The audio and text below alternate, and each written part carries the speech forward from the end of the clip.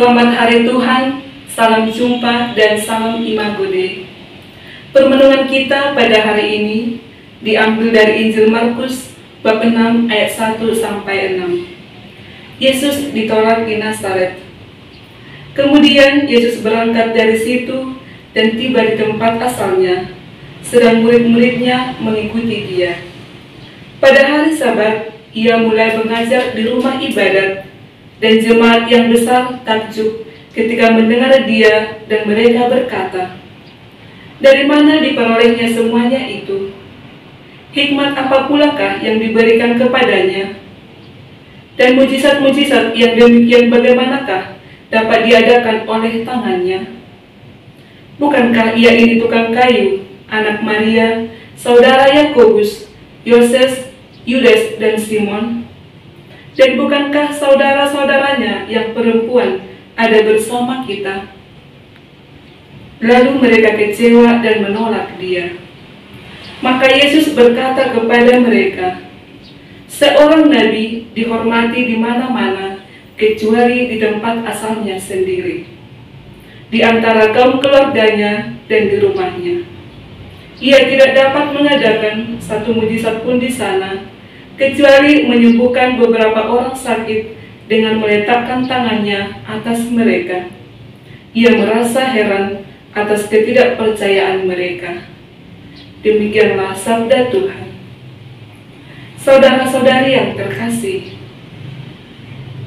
dalam Injil dikisahkan Yesus ditolak di Nazaret. Yang menjadi pertanyaannya adalah, mengapa Yesus ditolak? Apa yang dilakukannya? Dan apa alasan mereka menolak Yesus? Pada bacaan pertama, dikisahkan Nabi Yehezkiel dipanggil Tuhan untuk pergi kepada bangsa Israel dengan tujuan supaya bangsa Israel bertobat karena mereka sudah tidak percaya lagi kepada Allah, mereka tidak setia lagi kepada Allah, dan mereka melukai hati Allah. Pada bacaan kedua, Allah juga memanggil Rasul Paulus untuk menjadi saksi pewarta kabar gembira dengan tujuan supaya orang-orang yang belum mengenal Allah juga bertobat dan percaya kepada Allah seutuhnya. Kehadiran Tuhan Yesus ke bumi juga hal yang sama. Dia mau supaya manusia, kita semua, bertobat dan kembali kepada Allah seutuhnya. Mengapa kita tidak mau bertobat?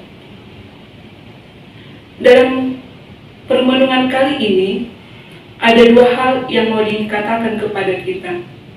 Yang pertama, dari pihak Allah, Allah mau supaya kita manusia tidak binasa, tetapi selamat, dengan mengutus nabi-nabi, rasul, dan dia sendiri.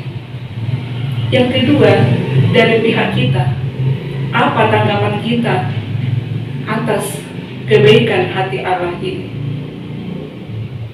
Pada sekarang ini, di gereja kita, Allah sudah memberikan para imam dengan memberikan sakramen-sakramen kepada kita, tanda supaya kita bertobat.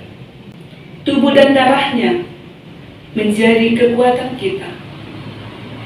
Apa yang menjadi tanggapan kita atasnya?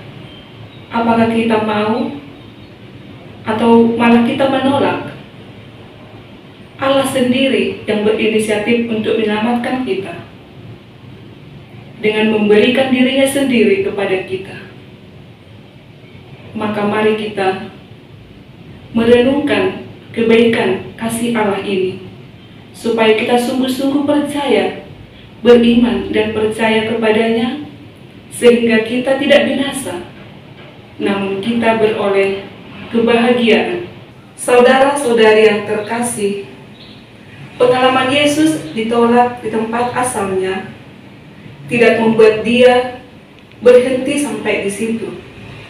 Yesus tetap melanjutkan karyanya untuk menyelamatkan manusia.